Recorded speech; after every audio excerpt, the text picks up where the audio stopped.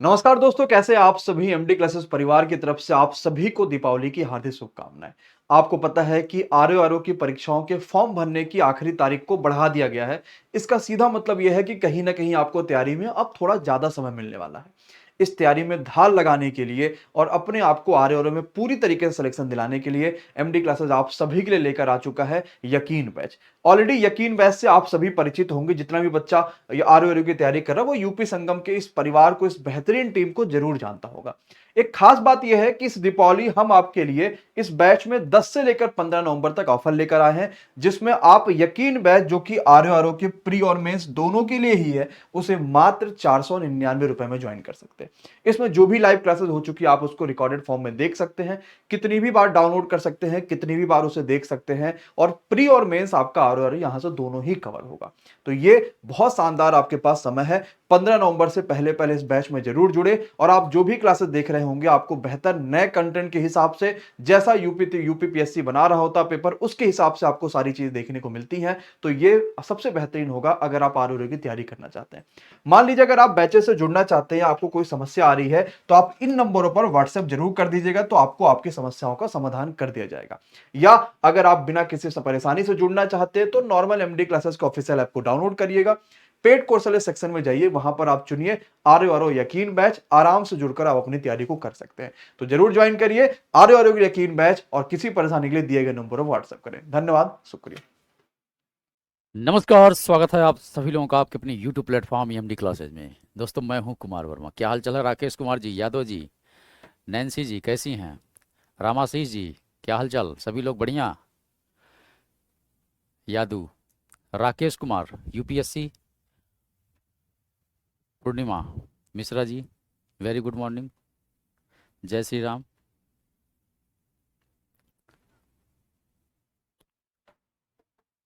Happy birthday है क्या बोलते हैं, हैप्पी रक्षाबंधन। अच्छा, Rakshabandhan. Manoj Vishwakarma ji, very good morning, very good morning.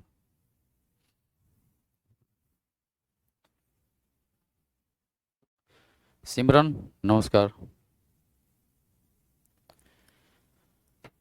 सभी लोगों को हैप्पी रक्षाबंधन हमारी तरफ से भी। My all wishes always with you at the every step of your examination and your life. Rohit Kumar, very good morning. Vineet, तो हमारे साथ सभी लोग जुड़ चुके हैं लगभग।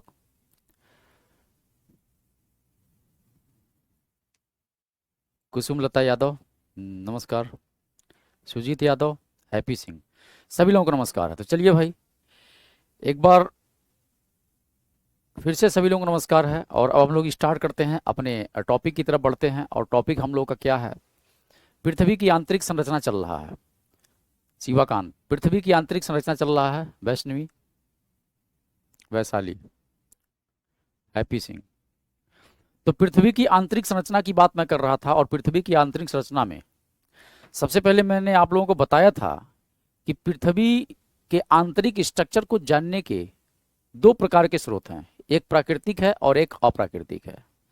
तो प्राकृतिक स्रोत में जैसे ज्वालामुखी उद्गार हो रहा है, भूकंपी तरंगें उठ रही हैं, उल्कापात हो रहा है, यानी उल्का पिंड की घटना हो रही है, तो ये सभी घटनाओं को प्राकृतिक स्रोत माना जाता है, यानी पृथ्वी के अंदर के स्ट्रक्चर को समझने के लिए। इसके अलावा अप्राकृतिक स्रोत भी हैं, जैसे तापमान है, प्रेशर है, दबाव है, यानी तापमान है, प्रेशर है, प्रेशर मतलब दबाव है, तो ये सब सम्मिलित कारण हैं। घनत्व है, तो ये सब सम्मिलित रूप से कारक हैं जिनकी वजह से आप सभी लोग स्ट्रक्चर जान सकते हैं। लल्ला को नमस्कार, हो लल्ला को नमस्कार। तो अब हम लोग बात करने वाले हैं, तो पूरा बात आप समझ चुके थे कि आंतरिक संरचना का क्या क्या सोर्स है। अब आज हम लोग बात करने वाले हैं कि आखिर में इस संरचना से संबंधित जितने लोगों का अपना अलग अलग मत है, उन मतों को भी समझ लेते हैं। हालांकि सटीक जानकारी तो पृथ्वी के आंतरिक भागों का नहीं मिल सकता है, क्योंकि अंदर गहराई में अब तक इंसान जा नहीं पाया है। अगर बोरिंग हुआ भी है पूरे धरती पर कहीं, तो 18 किलोमीटर मैक्सिमम हुआ है धरती के अंदर, यानी प्रवेधन हुआ है, वो भी कोला प्रायद्वीप में हुआ है। कोला प्रायद्वीप जो कि रूस का भाग है, हमें यूरोप का भाग है, तो वहाँ पर हुआ है। बाकी दुनिया का सबसे गहरा खान जो जोहान्सबर्ग है, जिसे रॉबिन्सन्स भी कहा जाता है, वहाँ पर लगभग 5400 मीटर की गहराई में जा चुका है व्यक्ति। उतना ही बस अध्ययन मिलता है। और मैग्मा भी अगर पृथ्वी की सतह से बाहर आता है तो मात्र 750 किलोमीटर की गहराई से आता है। तो जो मैग्मा आ रहा, मैग्मा का अध्ययन करके बताया जाता है कि भाई पृथ्वी के अंदर ये पदार्थ हैं, ये तत्व हैं, और इस तरीके की व्यवहार करती है पृथ्वी।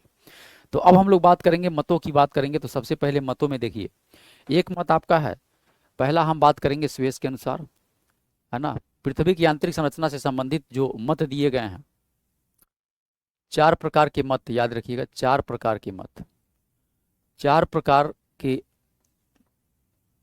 मत हैं। 4 प्रकार के मत हैं, जिसमें सबसे पहले स्वेस की बात करेंगे। स्वेस का मत एडवर्ड स्वेस कहा जाता है, स्वेस के अनुसार। तो स्वेस के अनुसार हम बात करेंगे पृथ्वी की आंतरिक संरचना क्या क्या है। सभी लोगों ने अपना अपना मत दिया, और उस मत में सभी लोगों ने पृथ्वी का डेंसिटी अलग अलग बताया। पृथ्वी की गहराई में जाने पर डेंसिटी बढ़ता जाएगा, लेकिन सभी लोग अपना अपना अलग अलग मत देते हैं। क्लास रुक रहा है? अच्छा सोनी, अगर सबके साथ ऐसा हो रहा हो तो बता दी सभी लोग। तो स्वेस के अनुसार बात करेंगे। उसके बाद जो दूसरा बात होगा वो डाली के अनुसार बात करेंगे। डाली के अनुसार भी हम बात करेंगे कि क्या इनका अंदर का स्ट्रक्चर है। और तीसरा जो बात होगी, होम्स के अनुसार बात करेंगे। तीसरा जो बात होगा होम्स के अनुसार, तो होम्स के अनुसार भी हम बात करेंगे। और एक हम बात करेंगे आधुनिक मत, एक बात करूंगा मैं आधुनिक मत। तो एक आपका बात होगा क्या, आधुनिक मत की बात होगी। और आधुनिक मत को ही कहा जाता भूकंपी तरंगों के आधार पर पृथ्वी की आंतरिक संरचना, इन्हीं को कहा जाता भूकंपी तरंगों के आधार पर। यही आपका भूकंपीय तरंगों के आधार पर, भूकंपी तरंगों के आधार पर, भूकंपी तरंगों के आधार पर पृथ्वी की आंतरिक संरचना, पृथ्वी की ये आंतरिक संरचना है, आंतरिक संरचना। तो ये कुल 4 प्रकार के मतों की बात होगी। उसके बाद आपका चल रहा, ठीक चल रहा, चलिए ठीक है। तो ये 4 प्रकार के मतों की आइए बात कर लेते हैं, क्रम से बात करते हैं। सभी लोगों ने पृथ्वी के बारे में ही बताया कि पृथ्वी 3 प्रकार के लेयरों में, है ना, 4 प्रकार के लेयरों में इस तरीके से बटी हुई है, 11 प्रकार के लेयरों में बटी हुई है, और सबके अनुसार अलग अलग मत है। तो आइए देखा जाए। और सर्वमान्य जो है इस समय वर्तमान में कौन है, तो यही है आपका भूकंपी तरंगों के आधार पर पृथ्वी की आंतरिक संरचना है। तो आइए बात करते हैं सबसे पहले स्वेस के अनुसार। स्वेस के अनुसार, स्वेस के अनुसार, स्वेस के अनुसार भूकंप, स्वेस के अनुसार पृथ्वी की आंतरिक संरचना। स्वेस के अनुसार बात किया जाए पृथ्वी की आंतरिक संरचना, देखिएगा ये पृथ्वी के का थोड़ा सा अंश काट के निकाल लिया गया है, थोड़ा सा अंश काट के हमने निकाल लिया है, पृथ्वी का थोड़ा सा अंश हमने काट के निकाल लिया है।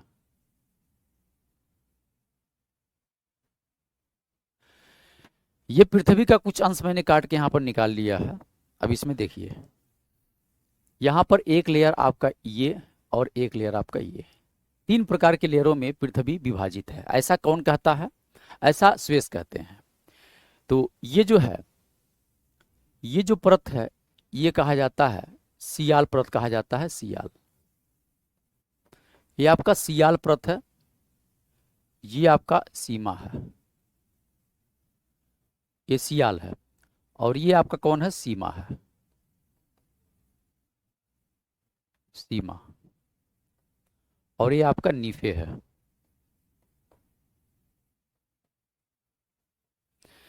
तो सियाल, सीमा, नीफे, ये 3 प्रकार के लेयरों में इन्होंने विभाजित किया है पृथ्वी को। और सबसे ऊपर आप देखेंगे तो ये सबसे ऊपर वाला क्या है? क्रस्ट है। ये सबसे ऊपरी भाग क्या है? क्रस्ट है। ये ऊपर का भाग जो है क्रस्ट है, जिस पर इंसान रहते हैं, हम लोग रहते हैं, निवास करते हैं। ये बात समझ गए ना? तो ये सियाल, सीमा, नीफे, सियाल, सीमा, नीफे। इसी प्रकार से हम लोग ऐसे भी अध्ययन कर सकते हैं कि पृथ्वी का ये आंतरिक भाग है, ये कहा जाता है सियाल। सियाल के बाद आपका क्या आएगा? सियाल के बाद जो लेयर आपका है पृथ्वी के अंदर, ये आपका सियाल कह रहा है।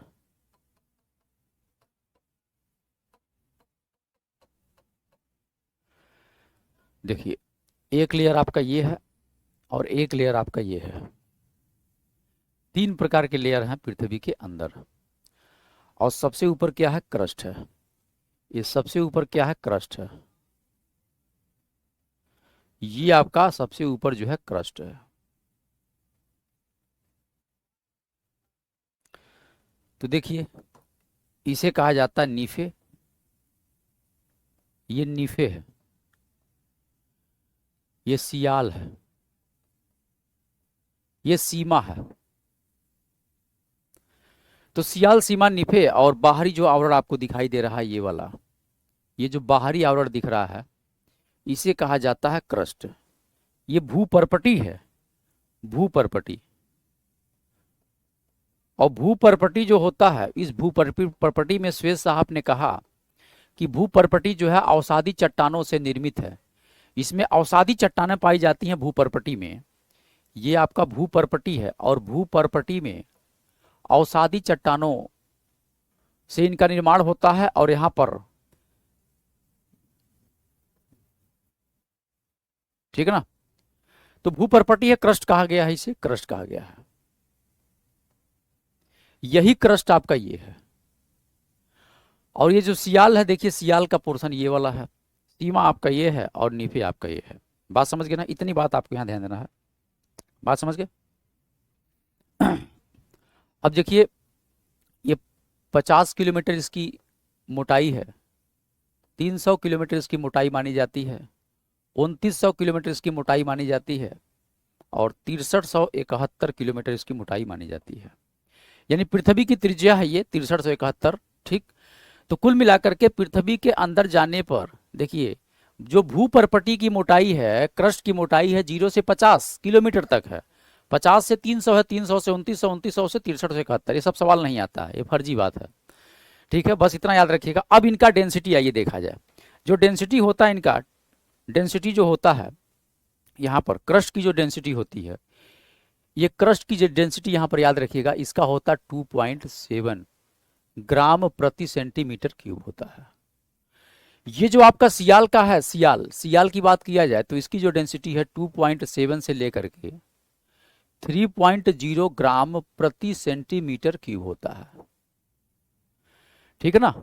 यानी सबसे जो आउटर लेयर यहां पर दिखाई दे रहा है, इस आउटर लेयर का डेंसिटी दिया हुआ है 2.7। ये 2.7 किसका है? आउटर लेयर का है, बात याद रखिएगा, है ना? अब देखिए, ये आपका 3.0 से 4.7 ग्राम प्रति सेंटीमीटर क्यूब है। ये मैं नहीं बता रहा हूं, स्वेज बता रहा है। और पृथ्वी का जो सबसे अंदरूनी भाग है, जिसे क्रोड कहा जाता है, जिसमें निकिल फेरस की अधिकता है, उसका जो डेंसिटी है वो 11 ग्राम प्रति सेंटीमीटर क्यूब है। तो ये आपका पृथ्वी के आंतरिक स्ट्रक्चर की बात हो गई। हाँ, फर्जी बात है सिमरन, हाई सब नहीं आता पेपर में, तो खाली इसे कितना याद करेंगे? सब लोग अपना अलग अलग बताए हैं, इतने घर में जाओगे तो ये मिलेगा, इतने में जाओगे ये मिलेगा। ठीक, यहाँ पर जो जानने योग्य है, सियाल के बारे में, सीमा के बारे में और नीफे के बारे में। देखिए, अब यहाँ एक बात और समझ लीजिएगा, एक बात और समझ लीजिएगा, लगे हाथ, तब उसके बाद हम इसकी बात करते हैं अच्छे से।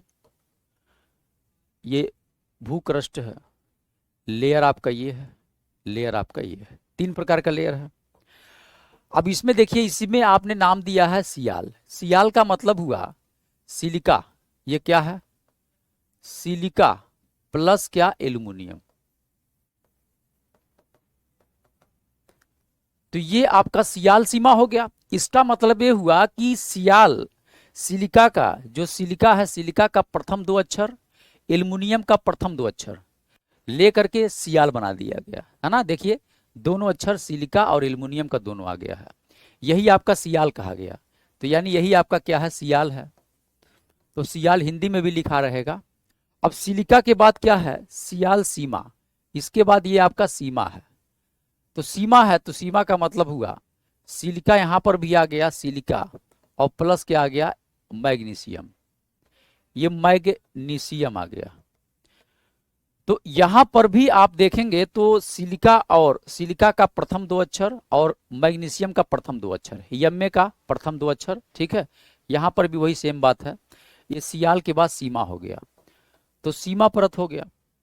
अब इसके बाद देखिए तीसरा वाला जो है ये नीफे है, ये नीफे है, नीफे।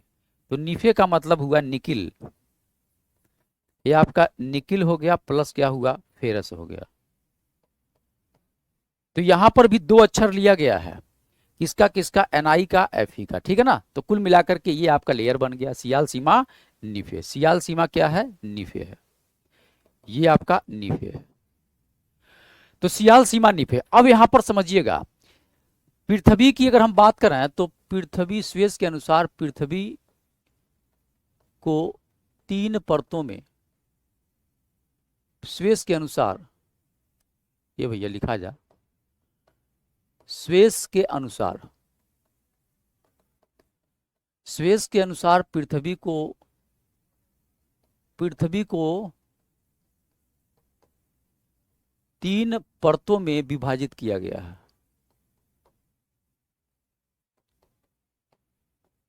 विभाजित, ये कौन कह रहा है, स्वेज कह रहे हैं।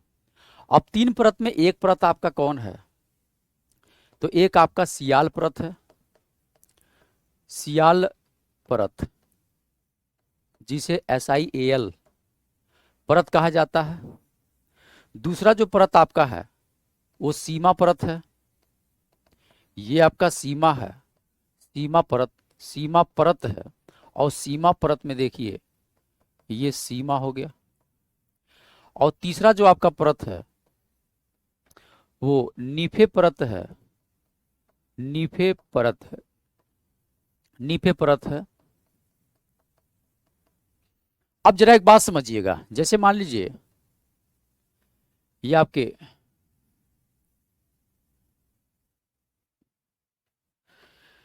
यह एक स्ट्रक्चर में बना रहा हूं, जरा देखिए यहां पानी भरा हुआ है, ये पूरा पानी है, समुद्र है, ये आपका समुद्र है, महासागर है, ये महासागर है, ये आपके महाद्वीप है, ये आपके महाद्वीप हैं। इन बात को भी समझ लीजिएगा, ये क्या है, महाद्वीप है, ये महाद्वीप है। यानी महाद्वीप वो होते हैं जिसमें इंसान निवास करते हैं, और महासागर तो निवास कोई करेगा नहीं, पानी लबालब भरा होता है। तो ये जो पोर्शन आपको दिख रहा है, इतना पोर्शन जो आपको दिखाई दे रहा है, ये नीचे वाला पूरा पोर्शन जो दिख रहा है, ये कहा जाता है महाद्वीपीय, महाद्वीपीय, ये आपका महाद्वीपीय चट्टान है, यहां पर है, यहां पर महाद्वीपीय चट्टान है। यानी ये जो पोर्शन आपको दिखाई दे रहा है, ये पूरा का पूरा पोर्शन क्या है, महाद्वीपीय चट्टान है। ये महाद्वीपीय चट्टान है बाबू, याद रखिएगा, ये सभी क्या है, महाद्वीपीय चट्टान है। और ये कौन सा चट्टान है, तो ये महासागर इस पे टिका हुआ है, तो ये महासागरी चट्टान हो गया, ये आपका महासागरी चट्टान हो गया, महासागरीय चट्टान हो गया। तो क्वेश्चन एक बड़ा जबरदस्त पूछता है पेपर में, तो आदमी नाचता है माटी में, है ना। आपने देखा कि जो महाद्वीपीय चट्टानें हैं इनकी चौड़ाई ज्यादा है, मोटाई ज्यादा है, महासागरी चट्टानों की मोटाई कम है। महाद्वीप ऊंचाई पर होते हैं, महासागर नीचे होते हैं, महासागरी चट्टानें जो होती नीचे होती हैं, नीचे हो गए तभी तो अंदर में पानी भरेगा। तो नीचे होता महासागरी चट्टान, और जो महाद्वीपीय चट्टान होता ऊपर होता है। तो ये जो महासागरी चट्टानें हैं इनका निर्माण सीमा से हुआ, सीमा से, और जो महाद्वीपीय चट्टान है इनका निर्माण हुआ है सियाल से। ये बात वेरी इंपॉर्टेंट है, तो याद रखिएगा महाद्वीपीय चट्टानों का निर्माण किससे हुआ है, इससे। तो आइए इस बात को लिखते हैं सियाल के बारे में। यहां पर देखिएगा सियाल से निर्माण किसका हुआ, तो कहेंगे महाद्वीपीय चट्टानों का निर्माण, महाद्वीपीय चट्टानों का निर्माण, महाद्वीपीय चट्टानों का निर्माण किससे हुआ है, क्वेश्चन वेरी इंपॉर्टेंट, तो आप कहेंगे इसी से हुआ है। और यहां पर देखिए इनके बारे में, सीमा, तो सीमा से किसका हुआ, इनका हुआ है, तो ये हुआ महाद्वीपीय चट्टानों का निर्माण, ये महासागरी चट्टानों का निर्माण, महासागरीय चट्टानों का निर्माण, महासागरी चट्टानों का निर्माण। अगर क्वेश्चन पूछा जाए कि महासागर किस चट्टान पर अवस्थित हैं, तो आप कहेंगे ये महासागरी चट्टान है, और ये वास्तव में ये कौन सा है, तो आप कहेंगे ये सीमा है, सीमा। और ये कौन सा है, तो आप कहेंगे ये जो है ये सियाल है। यानी सियाल से निर्मित ये है और सीमा से निर्मित है। और सबसे जो आंतरिक भाग है पृथ्वी का, जो आंतरिक भाग है वो ये है, पृथ्वी का आंतरिक भाग। पृथ्वी का क्या है? आंतरिक भाग। पृथ्वी का आंतरिक भाग है। तो पृथ्वी का सबसे आंतरिक भाग कौन हुआ? ये हुआ। बात आप समझ गए है ना सर जी। पृथ्वी पर गुरुत्वाकर्षण निफे के कारण होता है।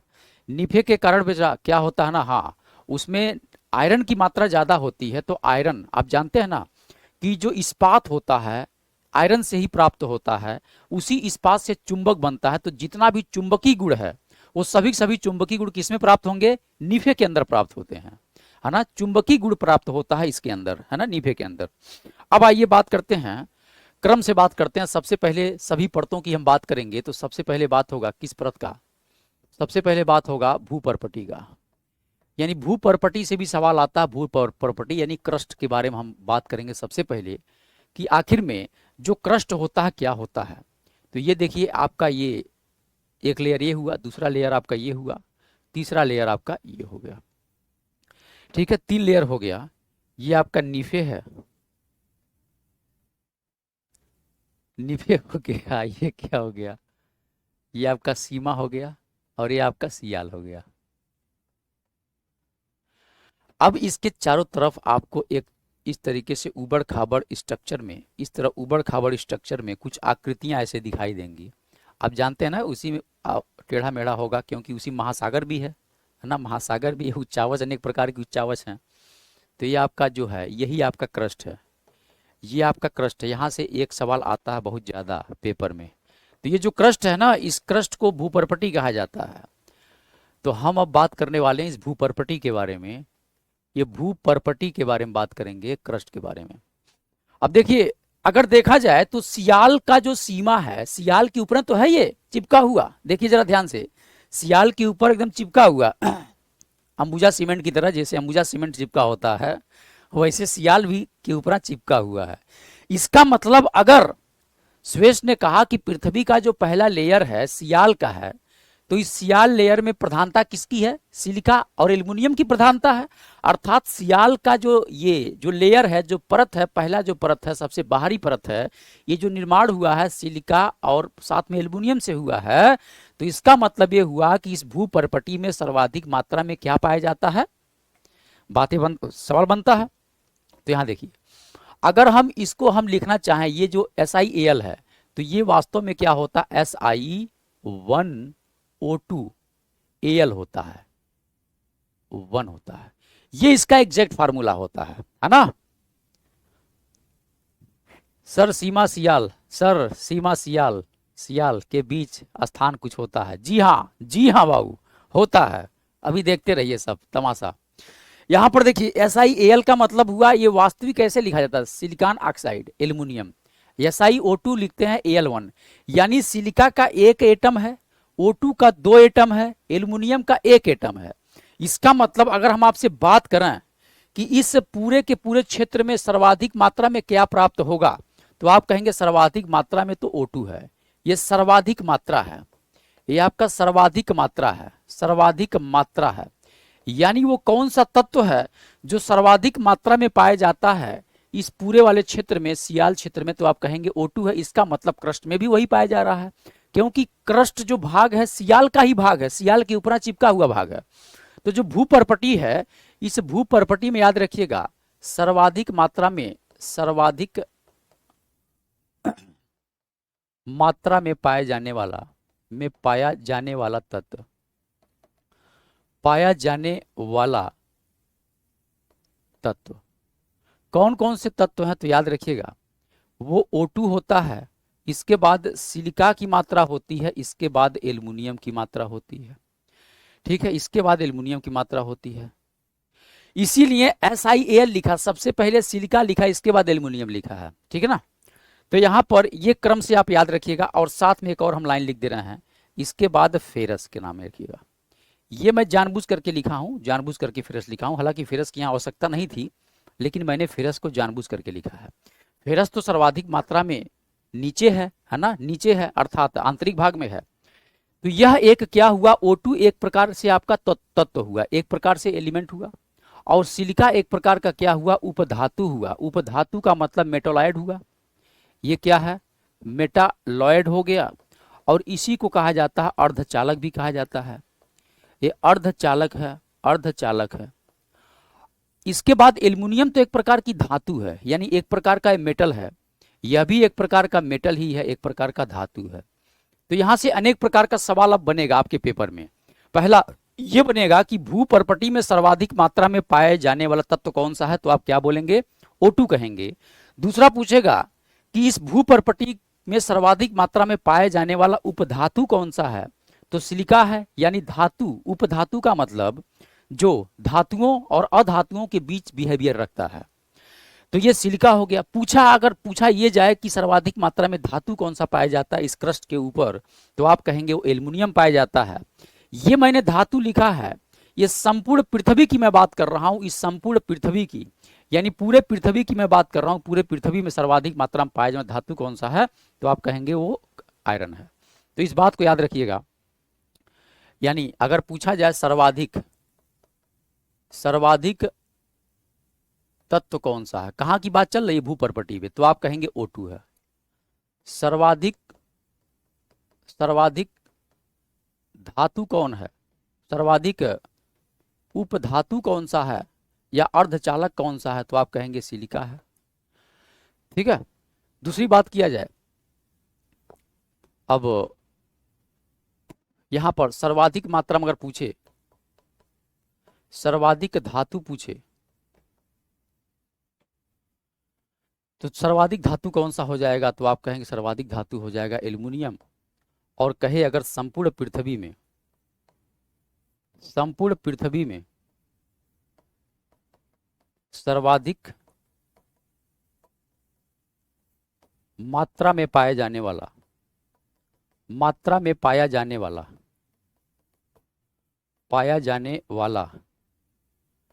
धातु कौन सा है, तो आप कहेंगे आयरन है, यानी फेरस है। फेरस मतलब आयरन, लोहा कहते हैं। बात समझ गए ना। तो ये बात यहां पर समझ लीजिएगा, जितना भी फैक्ट लिखा है सब इंपॉर्टेंट है, ये सब आता है। सवाल नचा नचा के आता है, ठीक है। सर्वाधिक मात्रा में दूसरा का धातु कौन सा है, ऐसे पूछेगा, है ना। बात आप समझ गए हैं। अब आइए बात करते हैं इनके बारे में, अब इनके बारे में बात करेंगे।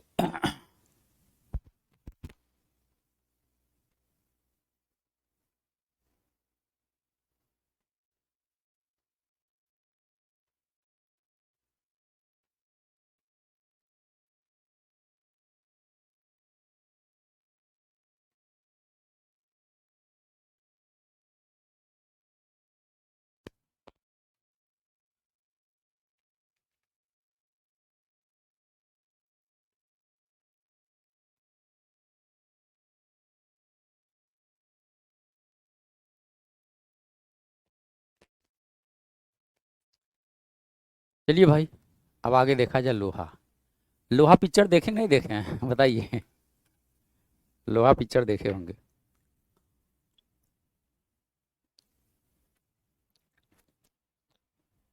ये बात आप समझ गए। दूसरी बात समझिएगा, तो आइए देखा जाए, ये सब बता दिया हूं, यहां भी बता दिया हूं, ये भी आप बता दिया हूं, ठीक है। स्पेस के अनुसार हो गया है। यहां पर कोर में जरा देखिएगा, कोर में डेंसिटी कितना है, तो कहेंगे कोर में डेंसिटी इतनी है, कोर में डेंसिटी इतनी है। अगर इस संपूर्ण पृथ्वी को मान लीजिए, सब जगह अलग अलग लेयर में अलग अलग डेंसिटी है, और इन सभी डेंसिटी चूंकि अलग अलग डेंसिटी है, अगर हम केवल ये बात कहें कि संपूर्ण पृथ्वी का अगर हमें औसत डेंसिटी निकालना हो, एवरेज डेंसिटी निकालना हो, तो कैसे निकालेंगे। आप कहेंगे गुरुजी सभी पृथ्वी को गला दीजिए, गलाने मतलब मेल्ट कर दीजिए, गलाने के बाद जो इसकी डेंसिटी होगी कंप्लीट रूप से, वही आपका एवरेज डेंसिटी कहा जाएगा। तो पृथ्वी का एक औसत घनत्व भी है, पृथ्वी का औसत घनत्व कितना है, तो पृथ्वी का औसत घनत्व याद रखिएगा, औसत घनत्व कितना है, तो आप कहेंगे वो 5.5 ग्राम प्रति सेंटीमीटर क्यूब है। यानी 1 सेंटीमीटर का अगर क्यूब लिया जाए तो 5.5 ग्राम का होगा, ठीक है ना। तो ये बात यहाँ पर महत्वपूर्ण है, इस बात को आप नोट कर लीजिएगा, कहीं भी अपने दिमाग में सेव कर लीजिए। तो ये सब कहानी संपन्न हुआ, सब कहानी संपन्न हुआ। अब हम बात करने वाले किसके बारे, भूपर्पटी कहानी हुआ। भूपर्पटी में थोड़ा सा बात और याद रखिएगा, इसी भूपर्पटी में अगर बात किया जाए तो भूपर्पटी में कौन सी चट्टानें पाई जाती हैं, तो आप कहेंगे भूपर्पटी में अवसादी चट्टानों की प्रधानता होती है। अवसादी चट्टानों की प्रधानता होती है, प्रधानता होती है। ठीक है ना, बात समझ गए। तो इतना बात आपको यहाँ पर याद रखना है इसके बारे में।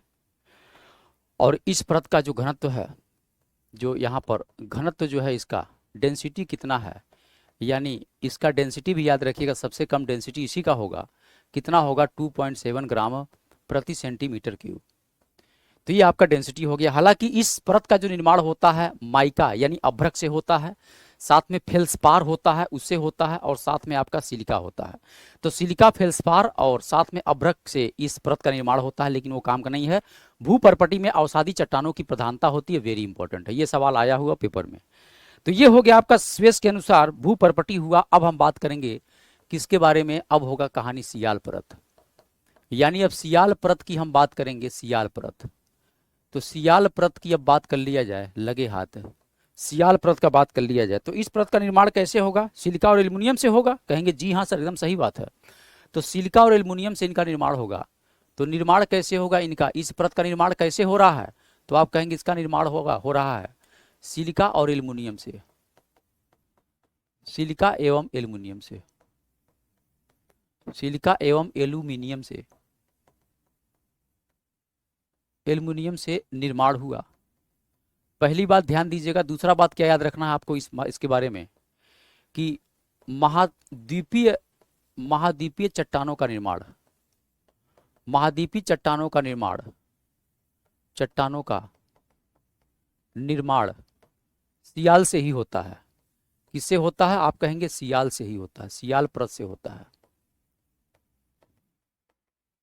सियाल परत से होता है महाद्वीपीय चट्टानों का निर्माण। अगला बात यहां पर याद रखिएगा सियाल के बारे में,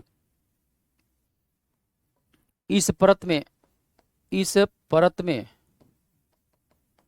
सर्वाधिक मात्रा में पाए जाने वाला तत्व, सर्वाधिक मात्रा में पाया जाने वाला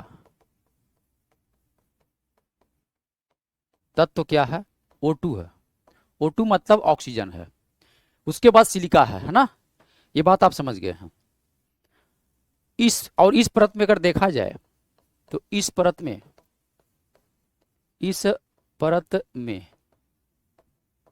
ग्रेनाइट एवं नीस चट्टानों की प्रधानता होती है, नीस चट्टानों की प्रधानता होती है, प्रधानता, ये बात ध्यान दीजिएगा।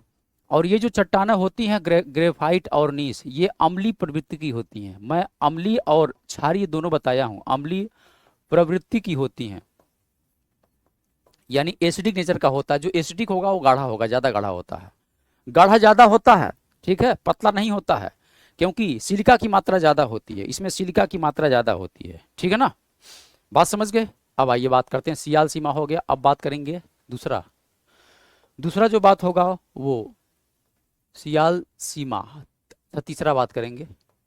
अब कौन सा है देखा जाए तो ये आपका 2 हो गया, तीसरा देखिए सियाल सीमा। अब बात होगी सीमा की, सीमा परत देखिए, सीमा। तो सीमा परत का निर्माण कैसे होगा, तो सिलिका और एल्युमिनियम से होगा। इनका निर्माण कैसे होगा, तो आप कहेंगे सिलिका एवं किससे होगा निर्माण, सिलिका एवं मैग्नीशियम से। और बता चुका हूं कि जो सिलिका का प्रथम 2 अक्षर, मैग्नीशियम का प्रथम 2 अक्षर से इसका नाम पड़ा है। ठीक है, और महासागरीय चट्टानों का जो निर्माण होता है, महासागरीय चट्टानों का निर्माण, महासागरीय चट्टानों का निर्माण किससे होता, तो आप कहेंगे इसी से होता है। अगली बात यहां पर ध्यान दीजिएगा, सियाल में बेसाल्ट और गेब्रो चट्टानों की प्रधानता पाई जाती है। इस परत में बेसाल्ट व गेब्रो चट्टानों की प्रधानता पाई जाती है।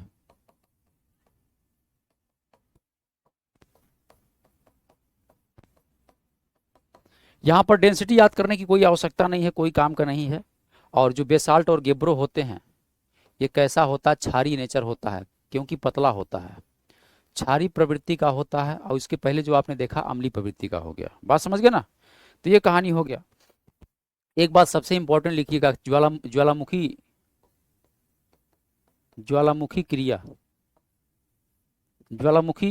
क्रिया से निकलने वाले मैग्मा का स्रोत यही परत है। यानी जो ज्वालामुखी उद्गार होता है उस ज्वालामुखी उद्गार में याद रखिएगा, ज्वालामुखी क्रिया से निकलने वाले जो मैग्मा होता है, मैग्मा का जो स्रोत होता है यही परत होता है। यानी जितना भी प्रकार का ज्वालामुखी उद्गार होता है वो सब कहां से आते हैं, इसी परत से निकल करके आते हैं, इसी परत से निकल करके आते हैं। ठीक है ना? बात समझ गए ना? यहां पर देखिए, यहां पर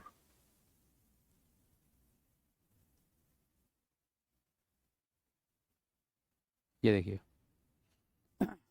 हमने बताया था कि जो ज्वालामुखी उद्गार होता है वो पृथ्वी के आंतरिक कितना गहराई तक हो सकता है, 750 किलोमीटर। तो 750 किलोमीटर गहराई से निकलता है। तो देखिए 300 से लेकर के 2900 के बीच में यहीं कहीं लिक्विड अवस्था में कोई माल मटेरियल मिलेगा, है ना? वहीं से मिलेगा। अभी आप देखेंगे जब आधुनिक मत के अनुसार तो एक दुर्बलता मंडल होगा, उस दुर्बलता मंडल में पूरा का पूरा अर्ध तरल अवस्था में प्राप्त होता है पृथ्वी के अंदर कुछ पदार्थ, वही मैग्मा के रूप में बाहर आता है। तो ये बात कहानी संपन्न हुआ। सियाल सीमा का बात हो गया। अब आइए नीफे की बात करते हैं, नीफे की बात कर दिया जाए। ठीक है ना? अब बात करेंगे नीफे की कहानी होगी। अब चौथा किसका बात होगा? नीफे परत।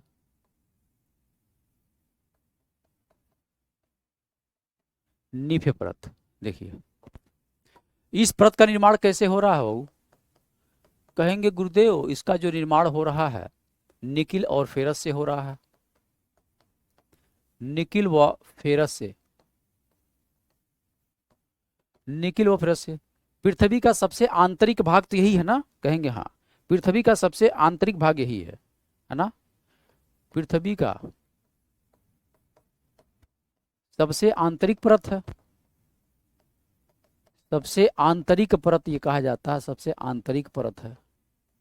ठीक है, ये भी बात समझ गए आप। आगे देखिए, इस परत में चुंबकीय गुण पाए जाते हैं। याद रखिएगा, इसी परत में कौन सा गुण पाया जाता है? तो आप कहेंगे चुंबकीय गुण पाया जाता है। चुंबकीय गुण पाया जाता है, क्योंकि यहां पर लोहा की अधिकता होती है और इस्पात से ही आपका चुंबक बनता है। बात समझ गए? यहां पर इस परत का औसत घनत्व याद रखिएगा, इंपॉर्टेंट है। इस परत का औसत घनत्व कितना है? तो आप कहेंगे औसत घनत्व जो है वह 11 ग्राम प्रति सेंटीमीटर क्यूब है। देख रहे हैं ना, इतना ज्यादा है डेंसिटी, इतना ज्यादा डेंसिटी है। क्यों है? क्योंकि पृथ्वी के आंतरिक भागों में जैसे जैसे आप जाएंगे तो प्रेशर भी उन परतों के द्वारा पड़ता जाता है। ऊपर सबसे क्रस्ट के ऊपर वायुमंडलीय प्रेशर है और साथ में क्रस्ट है, उसके बाद सीमा है। सभी लोग क्या कर रहे हैं, इसके ऊपर दबाव बहुत ज्यादा डालते हैं।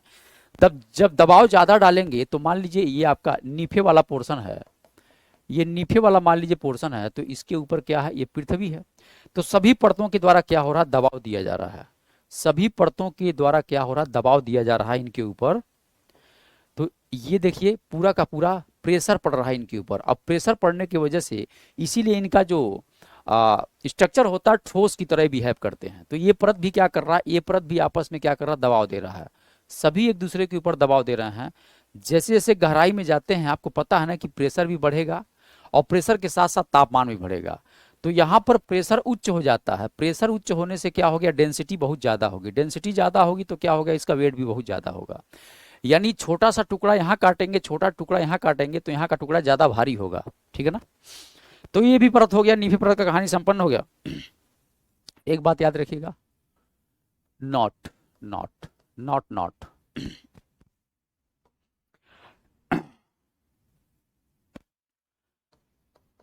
पृथ्वी के भूपृष्ठ से आंतरिक भागों में जाने पर, आंतरिक भागों में जाने पर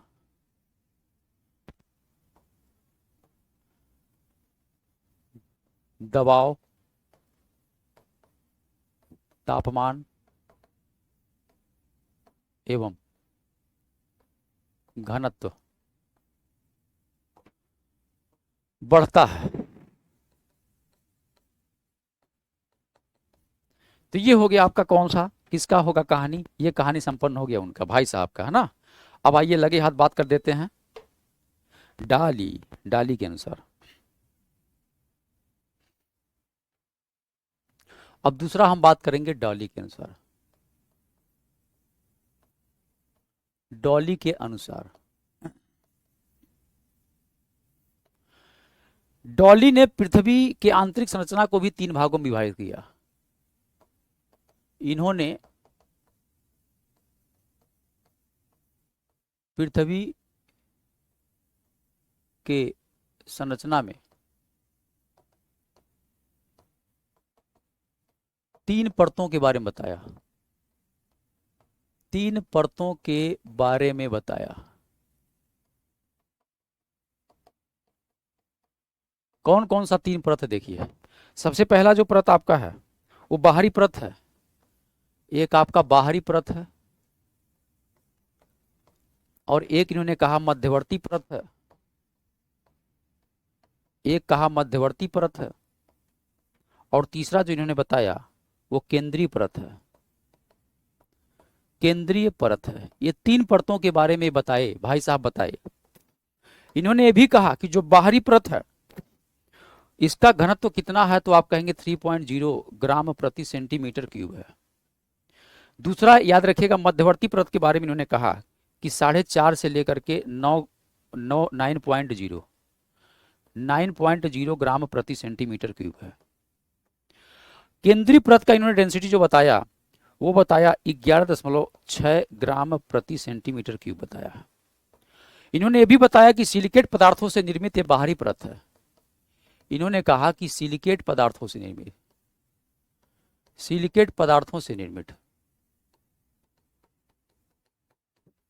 यानी जो बाहरी परत है किससे निर्मित है, तो बाहरी परत आपका सिलिकेट पदार्थों से निर्मित है, जिसका डेंसिटी देख रहे हैं सबसे कम है, और सर्वाधिक किसका है, केंद्रीय भाग का है। और मध्यवर्ती भाग की बात करें तो लोहे और सिलिकेट पदार्थों से निर्मित, इन्होंने बताया लोहे एवं सिलिकेट पदार्थों से, सिलिकेट पदार्थों से निर्मित।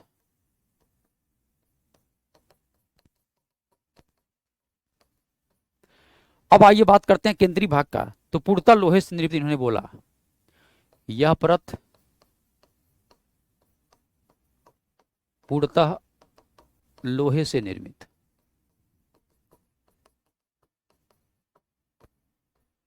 तो ये हो गए भाई साहब डाली। तो डाली साहब ने, डाली महोदय ने क्या कहा, इन्होंने कहा कि पृथ्वी में मात्र 3 लेयर है, एक बाहरी लेयर है, एक मध्यवर्ती लेयर है, एक केंद्रीय लेयर है।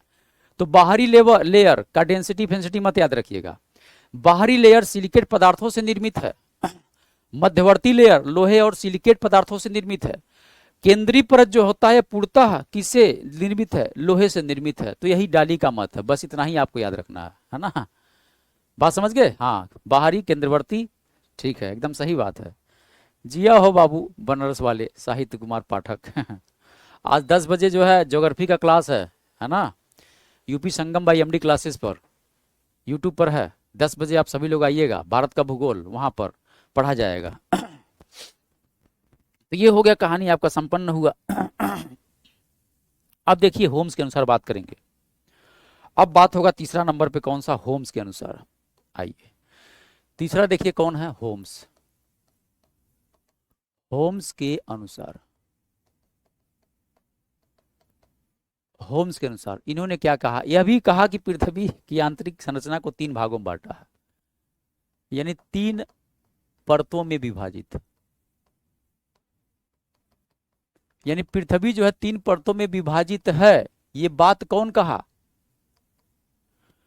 तो कहा होम साहब ने कहा। आइए देखा जाए कौन कौन सा 3 परत है। तो देखिए, एक जो आपका परत कहा जाता है वो परत है दुर्बल मंडल, एक आपका क्या है, दुर्बल मंडल है, दुर्बल मंडल एक कहा। दूसरा जो लेयर इन्होंने नाम दिया है उसका नाम है मध्य मंडल, चूंकि मध्य में है तो मध्य रहेगा, मध्य मंडल। और तीसरा जो इन्होंने नाम दिया है वो है केंद्रीय मंडल, वो केंद्रीय मंडल है। ठीक है ना, ये 3 प्रकार के लेयर का बात किया। इसी को पायरोस्फीयर कहते हैं, यही आपका पायरोस्फीयर है, अंग्रेजी में पायरोस्फीयर। इसको मीसोस्फीयर कहा जाता है। ये आपका क्या हुआ, मीसोस्फीयर हो गया। तो 3 प्रकार के लेयर, दुर्बल मंडल और ये आपका मीसो मंडल और केंद्रीय मंडल। ठीक है ना।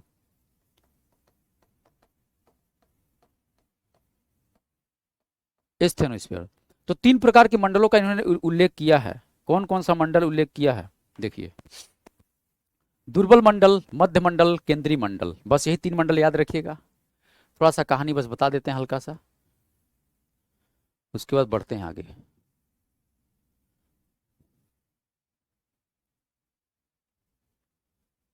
ये देखिए, यहां पर 3 प्रकार के मंडलों का इन्होंने उल्लेख किया, 3 प्रकार के मंडलों का इन्होंने उल्लेख किया है। ये जो आपका है 35 किलोमीटर है, ये टोटल कितना है तो आप कहेंगे 35 किलोमीटर है, 35। ये जो आपका है ये 35 किलोमीटर है, यानी जो क्रस्ट की मोटाई है कितना है, 35 किलोमीटर तक पाई जाती है। क्रस्ट आपका ये हुआ। अब इसके बाद देखिए, ये आपका 750 किलोमीटर की गहराई है, ये आपका 2900 किलोमीटर की गहराई है। और ये जो आपका है 3 परतों में हो गया, 1 2 3, दुर्बल मंडल हो गया। और ये कितना है, यहाँ पर गड़बड़ हो रहा है। अच्छा, ये देखा जाए, ये 35 किलोमीटर है और ये कितना, 750 किलोमीटर। जरा यहाँ समझिएगा, हम आपको एक बात बताए थे कि पृथ्वी के अंदर से जो मैग्मा आता है वो 750 किलोमीटर की गहराई से ही आता है ना, 750 किलोमीटर की गहराई से आता है। तो देखिए 750 किलोमीटर आपको दिखाई दे रहा है, यानी यहाँ पर मैग्मा इस तरीके से मैग्मा निकलते हुए ऊपर की तरफ बढ़ेगा, यहीं से निकलेगा, इसी परत से निकलेगा। ये मैं नहीं बोल रहा हूँ, ये भाई साहब बोल रहे हैं। मैग्मा इस तरह निकलता, टकराता है और टकराने के बाद जा करके मैग्मा बाहर आता है।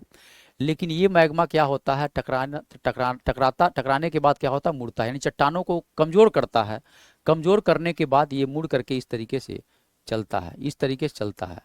और यहाँ पर इस मंडल में भी ऐसे ही चलता है। यानी यही आपका क्या है, संवहनी धाराएं हैं। यानी क्या है, संवहनी धारा है। इसी को संवहनी धारा कहा जाता है। ये जो आपका है संवहनी धारा है, यानी संवहनीय धाराएं। तो संवहनी धाराएं कहाँ चल रही हैं तो आप कहेंगे यहीं चल रही हैं, यानी ये आपका दुर्बल मंडल है। यही आपका जो है, इसी का नाम क्या है, इसी का नाम है दुर्बल मंडल।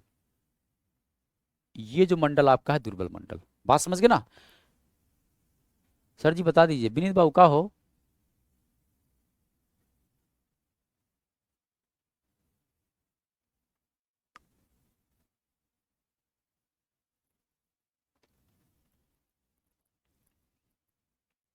क्या बोलना है विनीत, बताइए, क्या बोला था बाबू।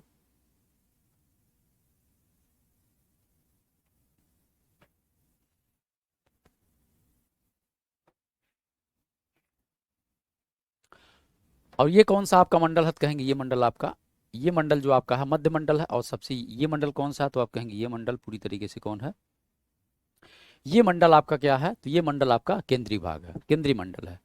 तो यहां से कोई किसी प्रकार सवाल नहीं बनता है।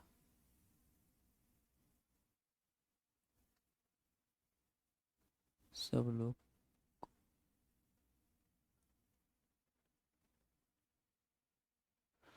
ठीक है, बात आप समझ गए। बस इतना ही बात याद रखिएगा, ज़्यादा इसमें कोई मेन इंपॉर्टेंट नहीं है। संवहनी धाराएं जो चल रही हैं, यानी जो ज्वालामुखी चल रहा है, ज्वालामुखी ही है, यानी ज्वालामुखी मतलब ये मैग्मा है जो कि इस तरीके से घूम रहा है, क्लॉकवाइज इधर घूम रहा है, एंटी क्लॉकवाइज इधर घूम रहा है। अब आइए बात किया जाए सबसे महत्वपूर्ण आधुनिक मत, आधुनिक मत की बात कर दिया जाए। आधुनिक मत की बात करते हैं। चलिए सब लोग, तो क्लास रात को 10 बजे सर हुई, हाँ 10 बजे क्लास होगी, 10 बजे आज क्लास होगी, याद रखिएगा 10 बजे क्लास होगा।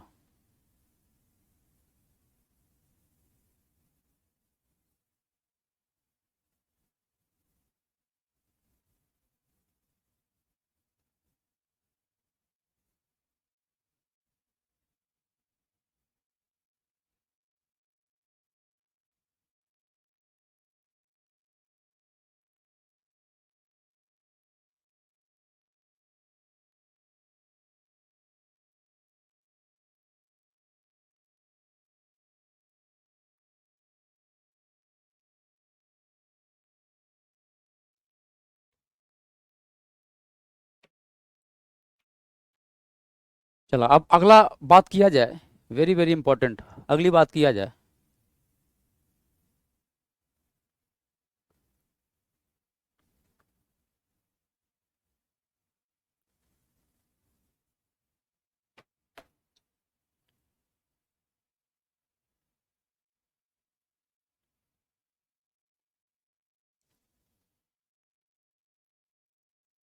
आशुतोष मिश्रा क्या कर रहे हैं, सियाल सीमा निफे में इनके घटकों के आंतरिक और कुछ नहीं होता है।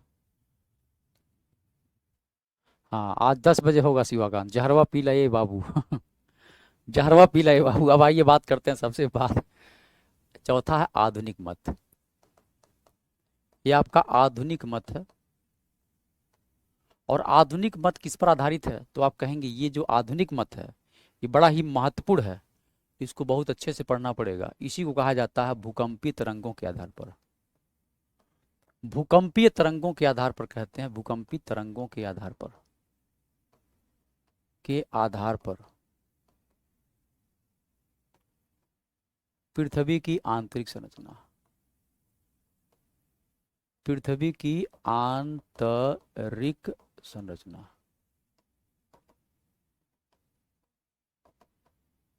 देखिए बेटा, एक अंतर्राष्ट्रीय संगठन है, एक अंतर्राष्ट्रीय संगठन है, ठीक है, IUCN है, हाँ YT पर है, YT पर। तो एक अंतर्राष्ट्रीय संगठन है, एक कौन है, तो आप कहेंगे अंतर्राष्ट्रीय संगठन है, एक अंतर्राष्ट्रीय संगठन है, संगठन, और उसका नाम है IUCN।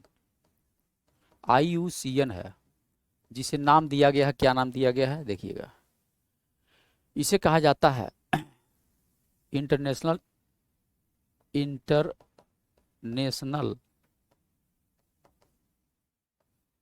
Union, union of geodesy, geodesy and geo physics, geo physics, ये आपका क्या है, संस्था है, इसका का नाम है IUCN, international union of geodesy and geo physics. इसी को हिंदी में कहा जाता है भूमापी, भूमापी एवं भूभौतिकी, एवं भूभौतिकी विज्ञान, विज्ञान का अंतरराष्ट्रीय संघ। तो ये एक संस्था है, इस संस्था का नाम याद रखिएगा, कौन सा है, IUCN।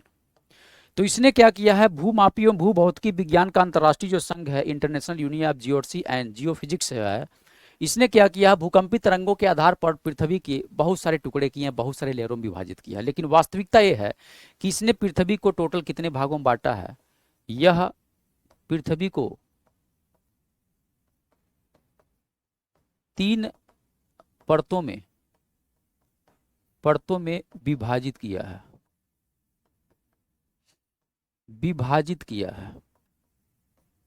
यानी अब तक जितने भी साइंटिस्ट हैं, जितने लोगों ने भी नाम दिया है, उन नामों के अलावा जो ये IUCN ने दिया है सर्वमान्य, सबसे ज्यादा सर्वमान्य यही है। ठीक है ना, यही है भूकंपी तरंगों के आधार पर, क्योंकि भूकंपी तरंगों के आधार पर पृथ्वी की सटीक जानकारी प्राप्त होती है। भूकंपी तरंगें पृथ्वी के अंदर प्रवेश करती हैं, और आपको पता है पृथ्वी के अंदर जैसे जैसे गहराई में जाएंगे डेंसिटी बढ़ेगा, क्योंकि दबाव बढ़ रहा है।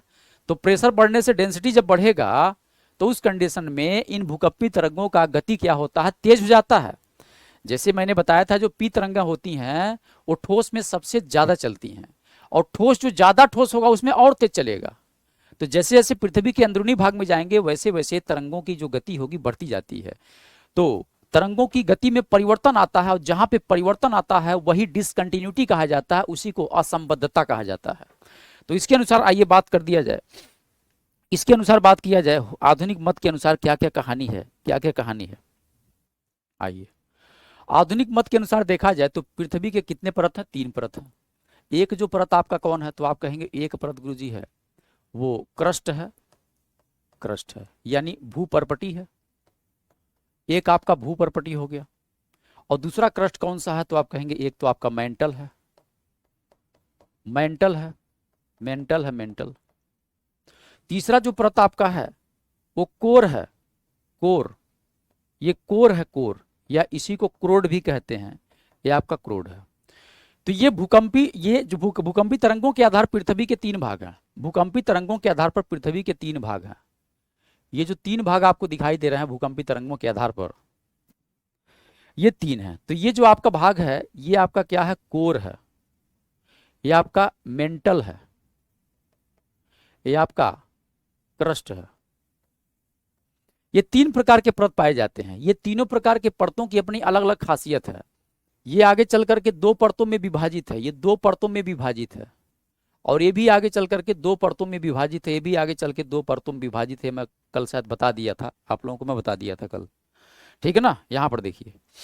अब यहां पर अगर हम बात करना चाहें तो ये जो क्रस्ट है, ये क्रस्ट कितने भागों में विभाजित है, 2 भाग में विभाजित है, 1 और 2। ये आपका क्रस्ट है, तो क्रस्ट वाला जो पोर्शन है 2 भाग में विभाजित है, यानी एक भाग आपका ये है, यानी एक भाग आपका ये है। ध्यान से देखिएगा, अभी बहुत सारा भाग बन जाएगा। तो ये जो भाग आपको दिखाई दे रहा है, एक आपका क्या हुआ, ये आपका अपर क्रस्ट हो गया। ये जो पोर्शन दिख रहा अपर क्रस्ट है, और ये जो है लोअर क्रस्ट है, क्योंकि पूरा का पूरा कौन है, ये क्रस्ट है, पूरा का पूरा क्या है, क्रस्ट है। इन सभी क्रस्ट में 2 परत आपको दिखाई देगा, 0 से 35 किलोमीटर तक एक, और 35 से 50 किलोमीटर तक एक। ठीक है, तो ये आपका क्या हुआ, ये परत आपको 2 परत यहां पर दिखाई दिया, 2 परत दिखाई दिया। तो एक आपका जो सबसे ऊपर है इसका नाम है अपर क्रस्ट, और एक कौन है, लोअर क्रस्ट। एलसी का मतलब लोअर क्रस्ट, ऊपर अपर क्रस्ट। नीचे देखिए मेंटल है, तो मेंटल भी 2 पार्टों में विभाजित है, मेंटल भी 2 पार्टों में विभाजित है। ये जो मेंटल आपका है, मेंटल भी कितने भाग में विभाजित है, हो कहेंगे 2 भाग में विभाजित है सर, ये 2 भाग में विभाजित है। एक भाग आपका ये हो गया, देखा ये पूरा का पूरा क्षेत्र कौन है, मेंटल है। सावधानी हटी दुर्घटना घटी, हड़ाक सेना। देखा इतना पोर्शन क्या है, मेंटल है, ये पोर्शन मेंटल है। ठीक है ना, ये पोर्शन मेंटल है। इसके नीचे यहां पर लिखा जाए तो ज्यादा स्पष्ट होगा। इधर देखिए, इसके नीचे ये पूरा का पोर्शन क्या है, कहेंगे मेंटल है, ये पूरा का पूरा क्षेत्र मेंटल है। अब इस मेंटल में भी कितने भाग हैं, तो 2 भाग हैं, एक आपका ये वाला पोर्शन है, और एक आपका ये वाला पोर्शन है। तो जो सबसे ऊपर है अपर मेंटल हो गया, और नीचे जो होगा लोअर मेंटल हो गया। तो ये आपका हो गया अपर मेंटल, अपर मेंटल, ये क्या हो गया, लोअर मेंटल हो गया। ठीक, इसी प्रकार से जो कोर है, कोर, क्रोड जो है, ये क्रोड भी कितने भागों में विभाजित है, ये भी आपका 2 भागों में विभाजित है, 2 भागों में विभाजित कर दिया है ना। आधुनिक मत कह रहा है जो कोर है, कोरवा देखिए, कोरवा, ये कोर जो है ये भी 2 भाग में। तो कोर में भी कितना भाग है, 2 भाग है। यहाँ पर कोर में 2 भाग है पूरा का पूरा कोर, है पूरा का पूरा कोर, ये है पूरा का पूरा एक कोर, लेकिन इस कोर में भी 2 भाग में विभाजित है। एक भाग कौन सा है, तो एक भाग देखिए ये रहा, एक भाग आपका ये रहा, ये बाह्य कोर हो गया, और ये पूरा का पूरा क्या हुआ, आंतरिक कोर हो गया। ये पूरा का पूरा आंतरिक कोर हो गया, यानी बाह्य कोर, ये आपका बाह्य कोर है, और ये आपका क्या हुआ, आंतरिक कोर हो गया। ये आंतरिक कोर हो गया, इस प्रकार से विभाजित है। ठीक है, आइए थोड़ा सा कहानी, दिल थाम के बैठिएगा, सावधानी हटी दुर्घटना घटी हड़ाक से न बाबू। ध्यान दीजिएगा, थोड़ा सा भी गड़बड़ नहीं होना चाहिए मैटर। ये क्रस्ट है, पृथ्वी का क्रस्ट है। ठीक है, पृथ्वी का क्रस्ट है। आइए देखा जाए, तो भूपर्पटी है, कहां से कहां तक है भूपर्पटी, आप कहेंगे यहां से यहां तक है। इधर देखिए, ये जो पोर्शन आपको दिख रहा है ये भूपर्पटी है, ऐसे करते हैं इसी रंग से, ये भूपर्पटी है। भूपर्पटी के बाद एक लेयर कौन सा हो गया, ये लेयर हो गया। ये 3 प्रकार का लेयर साफ साफ आपको दिखाई दे रहा है ना, साफ साफ। ये वाला लेयर कौन सा है, आप बात समझ रहे हैं, ये लेयर कौन सा है, ये लेयर कौन सा बाबू, तो आप कहेंगे गुरुजी इस लेयरवा का तो नाम है, इस लेयरवा का नाम क्या है, इस लेयर को कहा जाता है क्या, क्या कहा जाता है, इस लेयर को कहा जाता है, कैसे बताया जाए कि आप लोगों को ज्यादा अच्छे समझ में आए। ठीक है, चलिए, ये पूरा का पूरा क्षेत्र देखिएगा 2 भागों में विभाजित है, ये 2 भाग में विभाजित है, ये 2 भाग में विभाजित है, ये 2 भाग में विभाजित है, 2 भाग में विभाजित है। जो पहला ऊपर वाला लेयर है, देखिएगा ध्यान से, जो ऊपर वाला लेयर है इसे क्या नाम दिया गया है, तो आप कहेंगे ये अपर क्रस्ट है, ऊपरी ऊपरी क्रस्ट है, ऊपरी भूपर्पटी है। ये कौन सा है, तो आप कहेंगे निचली निचली भूपर्पटी क्रस्ट है। ठीक है, और इन दोनों को मिला करके क्या नाम दिया गया है, इन दोनों को मिला करके एक नाम दिया गया है यहां से यहां तक। ये कौन सा नाम है, तो आप कहेंगे ये है भूपर्पटी है, भूपर्पटी यानी क्रस्ट है, यानी क्रस्ट है। और इनको एक नाम दिया गया है मेंटल है, और इनको एक नाम दिया गया है, ये क्या है, क्रोड है, क्रोड, या इसी को कोर भी कहते हैं। अब यहां पर ऊपर मंडल, दूसरा नीचे वाला मंडल। ठीक, अब यहां पर देखिए फिर से तमाशा स्टार्ट है, फिर से तमाशा स्टार्ट है। ये देखिए, ये जो आपका क्षेत्र दिखाई दे रहा है, ये जो क्षेत्र है ये 2 क्षेत्रों में बटा हुआ है मेंटल। तो एक आपका क्षेत्र कौन सा हो गया, अपर मेंटल, ये आपका क्या हुआ, अपर मेंटल, यानी ऊपरी ऊपरी मेंटल हो गया, और ये कौन सा हुआ, निचली मेंटल हो गया, ये आपका निचली मेंटल हो गया, या निचला मेंटल हो गया। ये भी 2 भागों में विभाजित मैंने कर दिया, ये 2 भाग में मैं यहां विभाजित कर दिया। अब यहां पर देखिए 2 भाग में विभाजित हुआ, तो कौन सा हुआ, ये बाह्य कोर हुआ, बाह्य क्रोड हुआ, और ये कौन सा हुआ, आंतरिक क्रोड हुआ, आंतरिक क्रोड हुआ। हुआ ना, नहीं हुआ, कहेंगे हाँ जी हाँ हुआ, तो हुआ हुआ हुआ। बस आपको ये ध्यान देना है, ये आपको ध्यान देना है बाबू, ठीक है ना। जितना भी बीचवा में लाइन दिखाई दे रहा है, सब लाइनियां वो लाइन है जहां से ये बोलेगा कि भाई यहां से जब भूकंपी तरंगे जाएंगी तो टेढ़िया जाएंगी। टेढ़ियाने का मतलब रास्ता बदल देंगी अपना, यानी जहां जहां लाइन दिख रहा वहां वहां टेढ़ियाएंगी, यानी टेढ़ियाएगा यहाँ यहाँ यहाँ यहाँ यहाँ। कितना भाग हो गया, 1 2 3 4 5। तो 5 तो क्या है, ये 5 तो क्या है, एक सीमा है, यानी एक सीमा का मतलब एक डिसकंटिन्यूटी है। तो समझिएगा मैटर ध्यान से, प्यार से, मोहब्बत से। यहां पर ये जो आपका सीमा दिखाई दे रहा ऊपरी क्रस्ट, इस ऊपरी क्रस्ट का नेचर कैसा, आप कहेंगे ठोस नेचर है। इसका नेचर कैसा, इसका भी कहेंगे ठोस नेचर है। इसका नेचर कैसा, कहेंगे इसका भी ठोस नेचर है। और इसका नेचर कैसा, कहेंगे अर्ध ठोस है या अर्ध तरल है, अर्ध तरल अवस्था में है या अर्ध ठोस अवस्था में है, बात एक ही है। ये भी आपका कैसा है, तो अर्ध तरल अवस्था में है, अर्ध तरल अवस्था में है, अर्ध तरल अवस्था में है। ये पूरी तरीके से कैसा है, ये पूरी तरीके से ठोस अवस्था में है, ये पूरी तरीके से ठोस अवस्था में है। जरा एक बात ध्यान से दिमाग से, है ना, पढ़ने का प्रयास करिएगा।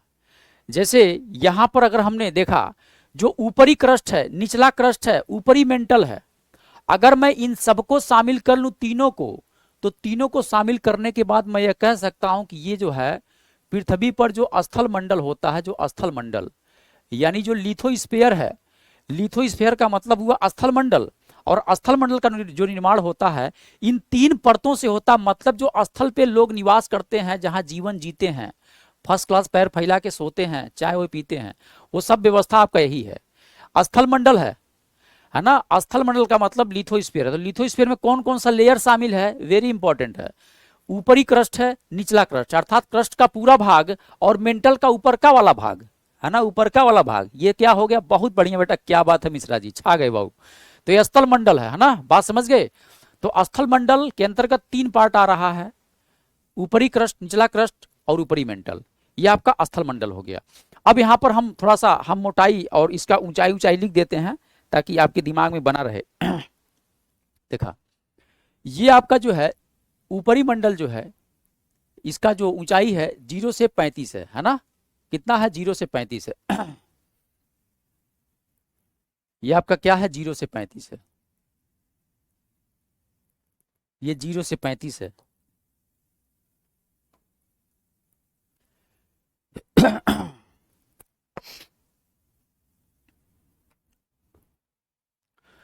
तो ये क्या हो गया, 0 से 35, ये 0 से कितना है, 35 है, ये किलोमीटर है। ध्यान से देखिएगा, 0 से 35 किलोमीटर, समझिएगा ध्यान से, 0 से 35 यानी यहां से लेकर के यहां तक मोटाई कितनी हो गई, 35 किलोमीटर। अब 35 से चलेगा कहानी 50 किलोमीटर तक, 35 से चलेगा कहानी 50 किलोमीटर तक, ये 35 से चलेगा 50 किलोमीटर तक, यानी यहां पर कितना हो गया, 50 किलोमीटर तक। यानी ये जो मोटाई है, वास्तविक मोटाई कितनी है, मात्र 15 किलोमीटर तो है भाई, 35 में 15 जोड़ेंगे तभी 50 होगा, तो मात्र 15 किलोमीटर है। और ये देखिए 50 से चलेगा कहानी कहां तक, 100 तक। तो 100 किलोमीटर तक जो आपको दिखाई दे रहा है नजारा, ये नजारा कौन सा है, यानी 0 से लेकर के 100 किलोमीटर तक क्या हुआ, इसका मोटाई हो गया। तो यहां पर याद रखिएगा, इसकी मोटाई कितनी होती है, मोटाई होती है 100 किलोमीटर तक, 100 किलोमीटर तक मोटाई होती है। ये जो मैं बात बता रहा हूं ध्यान से सुन लीजिएगा। स्थल मंडल जिस पर लोग रहते हैं, जिस पर लोग जीवन जीते हैं, वो स्थल मंडल, ये वही स्थल मंडल है जिसमें 7 बड़ी बड़ी प्लेटें पाई जाएंगी, 7 बड़ी बड़ी प्लेटें पाई जाती हैं, यानी स्थल मंडल में ही 7 बड़ी बड़ी प्लेटें हैं। जो आप प्लेट के बारे में जानते हैं, 18 और 20 जो आप छोटी छोटी प्लेटें जानते हैं, वो सब कहाँ पाया जाता, इसी मंडल में, इसी स्थल मंडल में ही 7 प्लेटें आपको दिखाई देंगी, 7 प्लेटें। क्यों, क्योंकि याद रखिएगा दोस्तों, जो आपका निचलका मंडल है, कहानी फिर मोड़ ले रहा है, सावधानी हटी दुर्घटना घटी, बता दे रहा हूं। इधर देखा, फिर से कहानी एक नया मोड़ ले लिया है। यहां पर आप चलेंगे कहां तक, 300, ये चलेंगे 320 किलोमीटर तक चलेंगे, क्योंकि 100 किलोमीटर से, इसका मोटाई मैं पहले लिख देता हूं, 100 किलोमीटर से चलेंगे कहां तक, 2900 किलोमीटर तक चलेंगे हनहनाते हुए। तो ये आपको कौन सा मिल जाएगा, तो आपको मिलेगा ये लेयर मिल जाएगा। इसके बाद देखिए 2900 से लेकर के कहां तक, 2900 से चलेंगे, 2900 से चलेंगे कहां पर, 5150 किलोमीटर तक चलेंगे। उसके बाद 5150 से लेकर के 5150 से लेकर के ये जो मोटाई होगा इस लेयर का कितना होगा, तो 6371 किलोमीटर होगा, जो कि पृथ्वी की त्रिज्या है। यहां आप पहुंच गए, यहां पहुंच गए। लेकिन जो हम बात बताना चाहता हूं, क्या ये जो आपका मंडल है ना, ये जो मंडल आपको दिख रहा है, ये जो मंडलवा दिख रहा है, यहां पर देखिएगा ध्यान से, ये जो मंडल दिखाई दे रहा है, ये जो मंडल आपको दिख रहा है, ये जो मंडल है, ये वाला, ये जो मंडल है ना, ये जो मंडल आपको दिखाई दे रहा है, ये मंडल कौन है, तो ये बड़ा ही महत्वपूर्ण बात है, ये इसे कहा जाता है दुर्बल मंडल। ये आपका क्या हुआ, ये आपका दुर्बल मंडल है, दुर्बलता मंडल, ये दुर्बलता मंडल है, ये आपका दुर्बलता मंडल कहा जाता है। अब कहेंगे ई का है, ई का है, ई का है सर, तो दुर्बलता मंडल देखा का है। ये दुर्बलता मंडल जो आपको दिखाई दे रहा है, ये पूरा का पूरा, ये जो पूरा क्षेत्र आपको दिखाई दे रहा है दुर्बलता मंडल, ये किस अवस्था में है, जरा आप दिमाग लगाइए, जरा आप दिमाग लगाइए, दिमाग का प्रयोग करिए, किस अवस्था में है ये, किस अवस्था में बाबू, तो आप कहेंगे गुरुजी ये तो जो दुर्बलता मंडल प्राप्त हुआ है निचलका मंडल का है। और निचलका मंडल कैसा है यार, देखा कैसा है दुर्बल मंडल, ये अर्ध तरल अवस्था में है और इसी में आपको दुर्बलता मंडल दिखाई दे रहा है। तो दुर्बलता मंडल क्या होगा, दुर्बलता मंडल तो अर्ध तरल है कि नहीं, अर्ध तरल। हाँ, ये भी तरल है, देखिए अर्ध तरल ये भी है। अर्ध तरल का मतलब जैसे पेस्ट होता मंजन करने वाला, पेस्टवा ना तो ज्यादा ना तो सॉलिड है ना लिक्विड है, बीच वाला है। बात समझ गए ना। तो ये दुर्बलता मंडल क्या है, अर्ध तरल अवस्था में है। और आपको पता है इतने पोर्शन पर कौन अवस्थित है, स्थल मंडल है। तो जो स्थल मंडल में 7 बड़ी बड़ी प्लेटें पाई जाती हैं, वो सभी 7 बड़ी बड़ी प्लेटें इसी के ऊपर, जिसे नाव चलता है ना समुद्र में या पानी के ऊपर, लहरियाता है, हिलता है, उसी प्रकार से ये भी डगडगाता है, ये भी डगडगाता है, ये भी डगडगाता है, ये भी लहरियाता है। कौन लहरियाता है, स्थल मंडल में जो 7 प्लेटें आपको दिखाई देंगी वो कहां पर पाई जाएंगी, तो आप कहेंगे इसी मंडल में पाया जाता है। दुर्बलता मंडल के ऊपर तैरती है, दुर्बलता मंडल के ऊपर क्या होती, तैरती हैं, है ना। बात समझ रहे हैं, नहीं समझ रहे हैं, समझ रहे होंगे। अब दुर्बलता मंडल के ऊपर तैरती, जरा देखिएगा लगे हाथ है, इसको भी मैं समझा देता हूं। ये सबसे बाहरी परत हो गया ना। और इसके बाद कौन सा लेयर आपका है, तो इसके बाद जो लेयर आपको मिलेगा ये कौन लेयर है, ये देखिए, ये एक लेयर आपका ये हो गया। 3 लेयर में बना दिया, ठीक है, 3 लेयर में बना दिया, 3 लेयर बना दिया। 3 में देखिए ये जो आपका ऊपर वाला जो बीचवा बनाए थे आप, ये कौन सा लेयर था बाबू, तो आप कहेंगे सर ये तो ऊपर का क्रस्ट, निचल का क्रस्ट, ये यूसी है और ये क्या है, लोअर क्रस्ट है। ये आपका कौन सा क्षेत्र है, तो ये तो मेंटल वाला है। मेंटल के भी 2 भाग हमने बताया था, मेंटल का भी 2 भाग में बताया था, ऐसे ही मेंटल का भी मैं 2 भाग बताया था। मेंटल का 2 भाग मैंने बताया था, एक भाग ये और एक भाग ये बताया था। तो ये आपका हो गया अपर मेंटल हो गया, और ये आपका लोअर मेंटल हो गया। हमने कहा कि लोअर मेंटल का ही भाग है, देखा लोअर मेंटल का भाग है, निचला मंडल का भाग है कौन सा, 50, ये कहां तक, तो आप कहेंगे गुरुजी इसकी लिख दीजिए तब ना पता चलेगा ये कहां तक है। तो ये 100 से लेकर के कहां तक है, 100 से लेकर के कहां तक है, तो 350 तक, 100 से लेकर 350 किलोमीटर तक ये जो आपको दिखाई देगा, 350 किलोमीटर तक, 100 से लेकर के 350 किलोमीटर तक जो क्षेत्र दिखाई देगा, ये दुर्बल मंडल है, दुर्बलता मंडल है।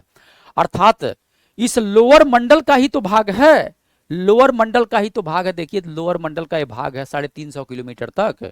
ये जो 350 किलोमीटर तक का जो क्षेत्र दिखाई दे रहा है, ये आपका दुर्बलता मंडल है, यही आपका दुर्बलता मंडल है, जो कि अर्ध तरल अवस्था में है, यही अर्ध तरल अवस्था में है दुर्बलता मंडल। ध्यान दीजिएगा बाबू, यही अर्ध तरल अवस्था में है दुर्बलता मंडल। और जब दुर्बलता मंडल अर्ध तरल अवस्था में है, तो इसके ऊपर क्या है, इसके ऊपर 3 प्रकार का लेयर मिलके क्या बनाता, स्थल मंडल। आपको पता है ना कि स्थल मंडल में क्या क्या आता है, स्थल मंडल में देख लीजिए नहीं तो गड़बड़ा जाएगा।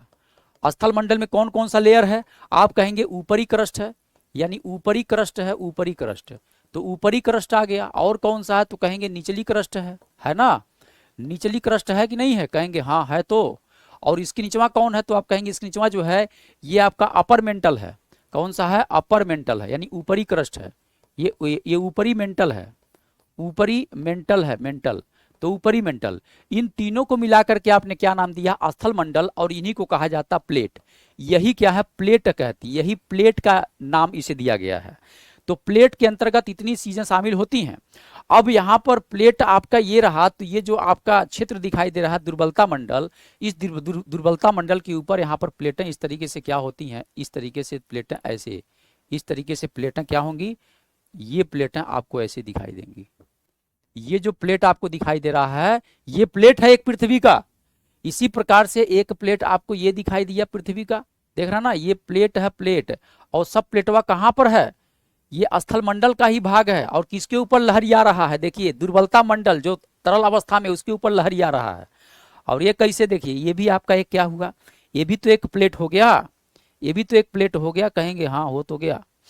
अब ये प्लेट टेक्टोनिक थियरी है, और साथ में जो कोबर का भूसन्नति सिद्धांत है, ये सब सिद्धांत हम जब भारत का भूगोल पढ़ाएंगे तब वहां पर हिमालय की जब उत्पत्ति होगी, तब हिमालय की उत्पत्ति में हम ये पूरा का पूरा सिद्धांत आपको डिटेल से बता देंगे। देख रहे ना, ये आपकी प्लेट है, वास्तविक क्या है, प्लेट ये है बेटा, है ना, प्लेट ये है। तो अब अगर आपसे कोई पूछे प्लेट क्या है, तो कहेंगे स्थल मंडल का तो भाग है, 3 लेयर उसमें आता है, बस उन्हीं को प्लेट कहा जाता। मोटाई कितनी हो गई, कितना मोटाई हो गया इसका, 350 हो गया। ये बहु कितना हो गई, लो देखा है कितना हो गई मोटाई। तो देखिए यहाँ पर 0 से लेकर के कितना किलोमीटर आए हैं, 350 किलोमीटर तक आए हैं। यानी 100 से 350 तो खाली यही है, तो टोटल कितना हो गया, 350 किलोमीटर दूरी है। 350 किलोमीटर मोटी है ये, 350 कर रहे हैं, हाई 100 किलोमीटर, गलत मैं बोल दिया। ये ऊपर देखिए, ऊपर लेयर आपका यहाँ तक है ना, ये पूरा का पूरा आपका क्या है, प्लेट है, ये पूरा पूरा आपका प्लेट है, ये पूरा का पूरा आपका प्लेट है। तो कितना हो गया, ये 100 किलोमीटर तक प्लेट की मोटाई है। यानी यहाँ पर आ जा, ये जो ऊपरी क्रस्ट, निचला मेंटल और ऊपरा मेंटल तीनों मिलाएंगे तो इसकी मोटाई कितनी होगी, तो मोटाई तो हो जाएगी कितना, इसकी मोटाई हो जाएगी 100 किलोमीटर। यानी 100 किलोमीटर ये क्या है, प्लेट की मोटाई है, 100 किलोमीटर प्लेट की मोटाई है। अब यही प्लेटें एकदम नाव की तरह, जैसे नाव पानी में चलता है, हिलता है, उसी प्रकार से ये प्लेटें भी हिलती रहती हैं, इसी के ऊपर तैरती रहती हैं, है ना।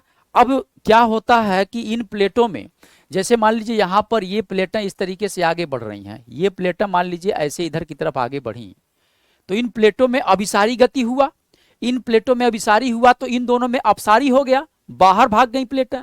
ये प्लेट ऐसे इधर भाग रही है, ऐसे भाग रही है, और ये प्लेट ऐसे भाग रही है, ऐसे भाग रही है। तो इन्हीं प्लेटों में ये अभिसारी कन्वर्जिंग मोशन हुआ, ये डाइवर्जिंग मोशन हुआ। हो सकता हो कि इसी में एक प्लेट ऐसी हो जो भारी हो तो नीचे जाए, ऊपर आए। तो इस प्रकार से क्या हो, संरक्षी दो प्लेटें हैं, दो प्लेटों में ऐसे ऊपर नीचे गति हो, जो भारी होगा नीचे जाएगा, वो हल्का होगा ऊपर जाएगा, है ना, बात समझ रहे ना। तो यही प्लेटवा जो हिमालय की उत्पत्ति हुआ है, तो जो एक प्लेट आपका दिख रहा है भारी वाला, ये नीचे जा रहा है और इसमें संरक्षी गति हो रहा है। संरक्षी गति अब ऐसे हो रहा है, ऐसे ऊपर की तरफ, ऐसे हिमालय अभी भी ऐसे बढ़ता जा रहा है, बढ़ता जा रहा है, बढ़ता जा रहा है, अभी भी बढ़ता जा रहा है। तो ये सब प्लेट हो गया। अब इन्हीं, जैसे मान लीजिए दोनों के बीच गति हुआ, या दोनों के बीच मान लीजिए डाइवर्जिंग मोशन हो रहा है, तो यहाँ पर भी क्या होगा, देखिए ये आपका कन्वर्जिंग मोशन यहाँ पर हो जाएगा, है ना, और ये क्या हो जाएगा, यहाँ पर भी कन्वर्जिंग मोशन हो जाएगा। तो ये प्लेट आपस में आके टकराएंगी, तो यहाँ से क्या होगा, मैग्मा निकलेगा। तो यहाँ से क्या आएगा, मैग्मा निकलेगा।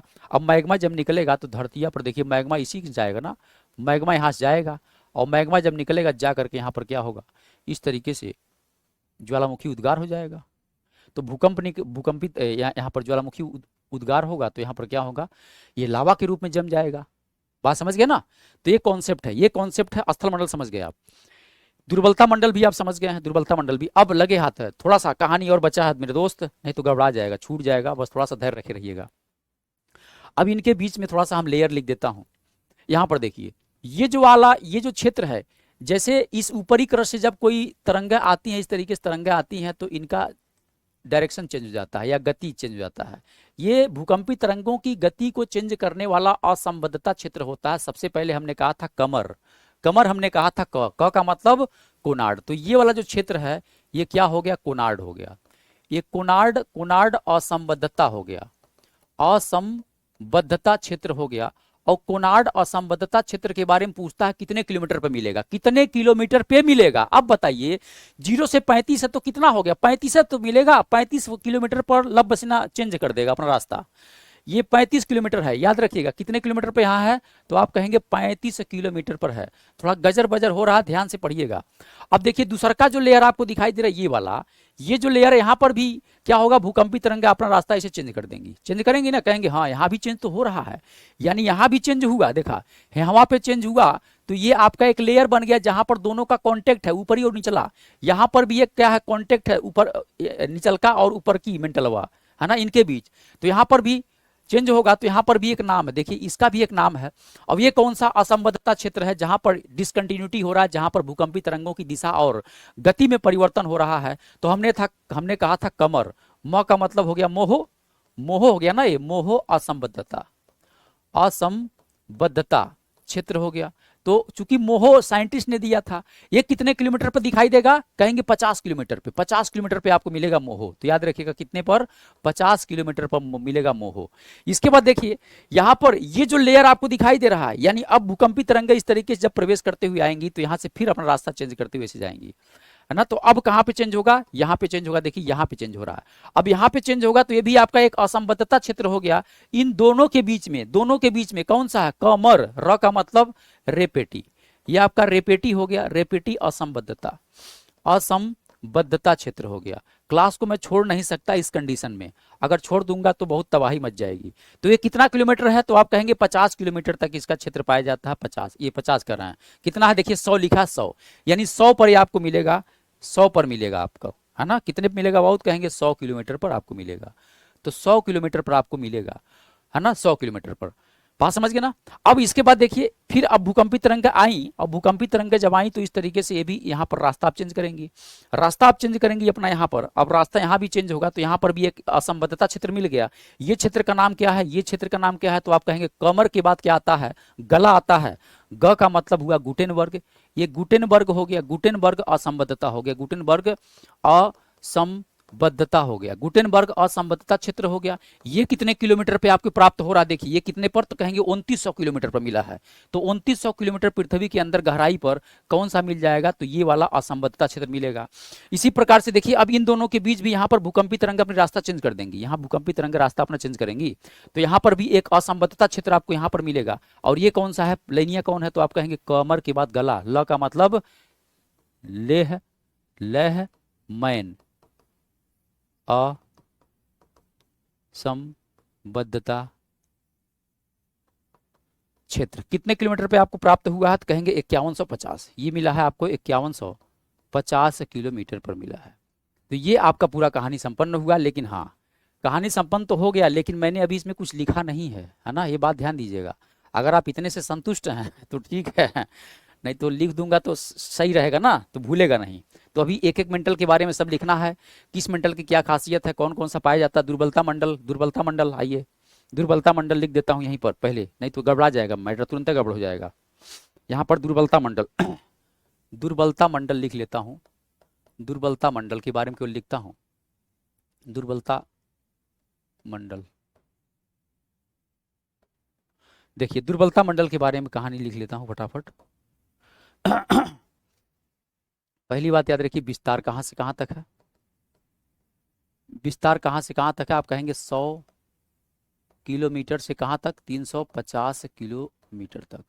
किसका भाग है, तो आप कहेंगे जो निचला आपका मेंटल उसी का भाग है, यह निचले मंडल का भाग है ना, यह मंडल निचले मेंटल का भाग है, निचले मेंटल का भाग है। अगली बात ध्यान दीजिएगा इसके बारे में, जो यहां लिख देता हूं, जो अर्ध तरल अवस्था में जो अर्ध तरल अवस्था में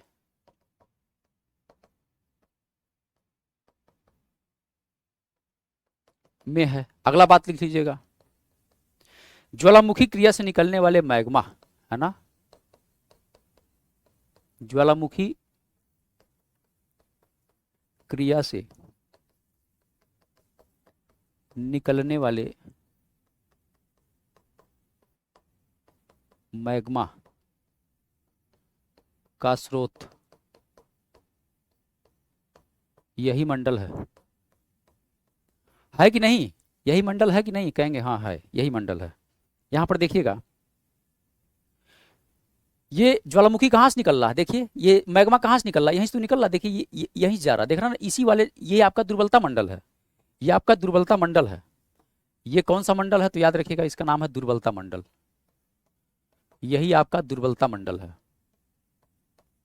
तो इसी दुर्बलता मंडल से मैग्मा जा रहा है पृथ्वी पर, है ना, इसी पे जा रहा है। बात समझ गए ना, बात समझ गए होंगे, कोई दिक्कत परेशानी आफत नहीं होना चाहिए, ठीक है ना। लगे हाथ यहीं पर एक चीज लिखता हूं, प्लेट की बात करता हूं, प्लेट, प्लेट थोड़ा सा बस 2 मिनट का कहानी और है बस प्लेट के बारे में।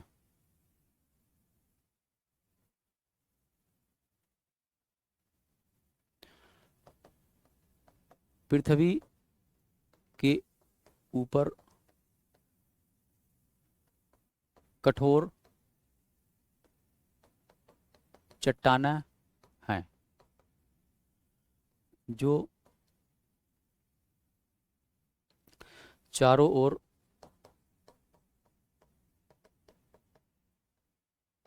गतिमान सीमाओं से बंधित हैं, ठीक है ना। पहला बात याद रखिएगा, ठीक है ना। पृथ्वी के ऊपर कठोर चट्टान है जो चारों ओर गतिमान सीमाओं से क्या है, सीमाओं से बंधे हैं, बंधे हैं। अगली बात यहां ध्यान दीजिएगा, अगला बात, जो प्लेटों की मोटाई है, प्लेटों की मोटाई कितनी है, प्लेटों की मोटाई, तो प्लेटों की मोटाई कितनी है तो कहेंगे 100 किलोमीटर, क्योंकि 100 किलोमीटर तक क्या है, स्थल मंडल ही तो है, स्थल मंडल ही तो है 100 किलोमीटर तक। अगली बात ध्यान दीजिएगा, प्लेटें दुर्बलता, दुर्बलता मंडल में उपस्थित,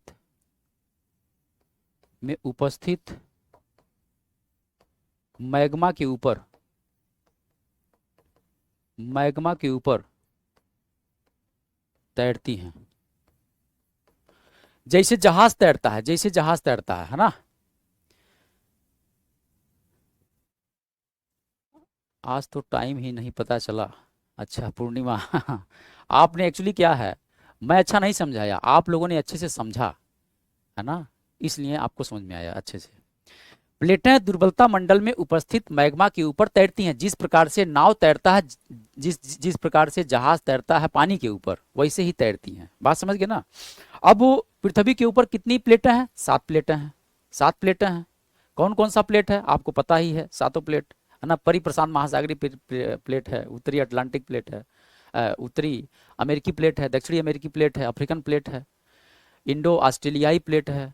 तो 7 प्रकार की प्लेटों में बता चुका हूँ, तो यहाँ पर बताने की आवश्यकता नहीं है। हालांकि जो कोबर का भूसन्नति है वहाँ बताऊँगा, भारत जब पढ़ेंगे हिमालय, क्योंकि अब एक ही चैप्टर हम लोग से दूर है, वो विश्व के भूगोल में सौरमंडल केवल बाकी है, और सौरमंडल के बाद अब सीधे हम लोग को भारत में कूच करना है ना, भारत को अच्छे से पढ़ना है। तो ये आपका कहानी हो गया। बाकी जो थोड़ा सा इसके बारे में लिखना है ना, सभी मंडलों के बारे में जो लिखना है वो लिखना बाकी रह गया है।